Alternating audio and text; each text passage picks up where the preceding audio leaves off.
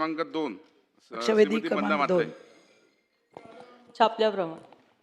अध्यक्ष महोदय, जवळजवळ मुंबईची गर्दी कमी करण्यासाठी नवी मुंबई उभी केली.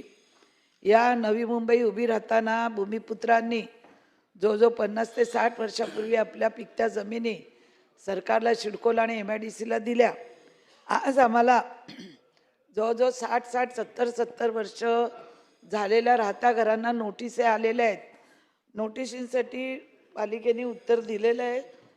उत्तर बरोबर आहे की त्यांनी उत्तरामध्ये दिलेलं आहे की आम्हाला नोटीस आलेल्या आहेत, त्यामुळे आम्ही व्हेरीफाय करतोय लोकांची घरं आहेत की नाही. पण माझं आपल्याला आयुक्त साहेब पण आज इथे उपस्थित आहेत, म्हणजे एक सांगणे आहे की अधिकाऱ्यांवर पण आपण नोटीसी काढल्यात की, पण अधिकारी तुम्हाला सांगते जे पूर्वीचे अधिकारी आहेत ते गेलेले आहेत. आताच्या अधिकाऱ्यांना जर आपण सांगितलं नोटीस काढलं तर ते बरोबर वाटत नाही. माझा स्पेसिफिक प्रश्न असा आहे की माननीय मुख्यमंत्री 2014 माझ्या लक्षवेधीला त्यांनी उत्तर दिलं होतं की 2015 नंतरची जी घरं आहेत ती कायमस्वरूपी करण्यात येतील. पण आज 2026 सुरू आहे आणि पुन्हा त्याच टांगत्या नोटिसी आमच्या भूमिपुत्रांवर आहेत. ज्या भूमिपुत्रांनी तुम्हाला जमिनी दिले, विमानतळासारखा मोठा प्रकल्प उभा राहिला, MIDC झाली, त्या भूमिपुत्रांना 50-50, 60-60 वर्ष झालेल्या घरांना आज सरकार नोटिसी देतं. माझं सरकारला एक पहिला प्रश्न आहे की आपण गोर गरीब लोकांना पुनर्वसन करतो, त्यांना घरं देतो, त्यांच्यासाठी इमारती उभ्या करतो, तर ही जी प्रकल्पग्रस्त आणि अल्प दरातल्या उत्पन्नातली माथाडी मापाड्यांची जी घरं आहेत, छोटी छोटी कुटुंब वाढल्यामुळे त्यांनी एक माळा वाढवलेला आहे, या लोकांचं पण पुनर्वसन झालं पाहिजे जसं आपण गोरगरिबांचं करतो. तर आमच्या इथे पुनर्वसनाचे आता पंकज भोईरजी आहेत, त्यांचे अधिकारी त्या दिवशी येऊन गेले. आम्ही त्यांचं गरिबांचं पुनर्वसन करतो.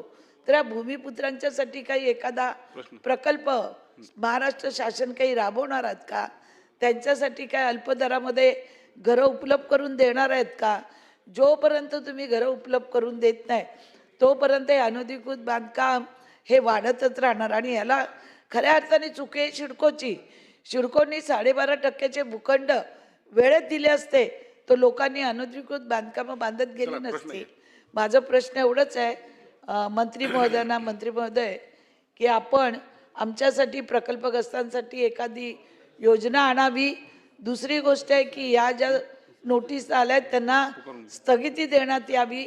आणि जे कोणी ह्या नोटिसी पाठवण्याचं कोण माणूस आहे, कोण हे करतं, कोण 10 वेळा कोर्टात जातो, त्यांचं मनामध्ये काय, लोकांच्यामध्ये आज भीती आणि संभ्रमाचं वातावरण आहे.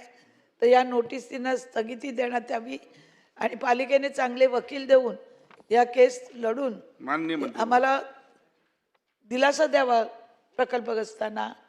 मंत्री महोदय. अध्यक्ष महोदय, सदस्य माननीय मंदाताईंनी ही त्यांच्या भागातली जी समस्या मांडली अध्यक्ष महोदय, त्याच्यावर जनहित याचिका दाखल झाली होती 2022ला अनाधिकृत बांधकामांची. आणि त्याच्यावर ती जेव्हा न्यायालयाने निकाली काढली 2025ला 27/3/2025ला, तर त्याच्यामध्ये न्यायालयाने असे निर्देश दिले की ह्या सगळ्याचं सर्वेक्षण करावं, त्यांना नोटिसा द्याव्यात, नोटीसनंतर त्यांना सुनावणीची संधी द्यावी, त्याच्यामध्ये त्यांच्या जर बांधकामं तुम्ही हे करू शकला, नियमित करू शकला तर ती नियमित करावी आणि त्याच्यानंतर मग डिमॉलिशनची जी प्रक्रिया आहे ती करावी. या पद्धतीने आपण या नोटीस सर्व केल्यात अध्यक्ष महोदय.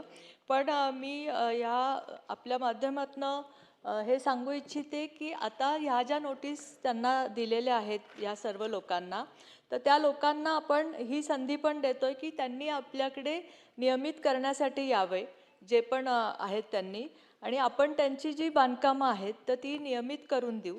आत्ता जी अनाधिकृत बांधकामं झालेली असतील त्याच्यामध्ये की फॅमिली वाढली आहे आणि 30-40 वर्ष राहत असेल, तर त्यासाठी सुद्धा गरजेपोटीचं घर या तत्वावर सिडकोनी तेव्हासुद्धा हे दिलं होतं की आम्हाला ही बांधकामं नियमित करण्यासाठी परवानगी द्यावी. पण त्याच्यावर पण एकानी कोर्टामध्ये याचिका दाखल केल्यामुळे असून ती पण अजून याचिका प्रलंबित आहे. त्यामुळे आपण गरजेपोटीच्या ह्याच्यावर ह्या तत्वावर ह्यांना आत्ता देऊ शकत नाही. पण त्यांनी जर आपल्याकडे आले नियमित करण्यासाठी, त्यांनी आपल्याकडे यावं, आम्ही त्यांच्या सुनावणी घेऊ, त्यांची घरं नियमित करण्याची प्रक्रिया करू. त्याच्यामध्ये सुद्धा जर त्यांना सॅटिस्फॅक्शन नसेल किंवा ते समाधानी नाही झाले त्याच्यामध्ये, तर आम्हाला शासनाकडे त्यांनी अपील करावं. शासन पण ह्याच्यावर जर ही अशी अपील आली त्यांच्याकडनं, तर शासन पण ह्याच्यावर एखादा धोरणात्मक निर्णय घेईल. शेवटचा प्रश्न योगेश सागर. अध्यक्ष महोदय, मंत्री महोदयांनी उत्तर दिल्या त्याच्यामध्ये म्हटलंय आणि उत्तरात सुद्धा लिहिलंय की नियमितीकरण करण्यास पात्र असलेल्या बांधकामावर महानगरपालिकेतर्फे नियमित करण्यात येतील. माझा प्रश्न स्पेसिफिक आहे. म्हणता त्यांनी विचारलाय 12,667 लोकांना आपण नोटिसा दिल्या आहेत. त्यापैकी जवळजवळ 2,362 लोकांची सुनावण्या झाल्या आहेत. अध्यक्ष महोदय, स्पेसिफिक प्रश्न असा आहे की ही तिकडची स्थानिक भूमिपुत्रांची जागा आहे. ते स्थानिक भूमिपुत्र आहेत.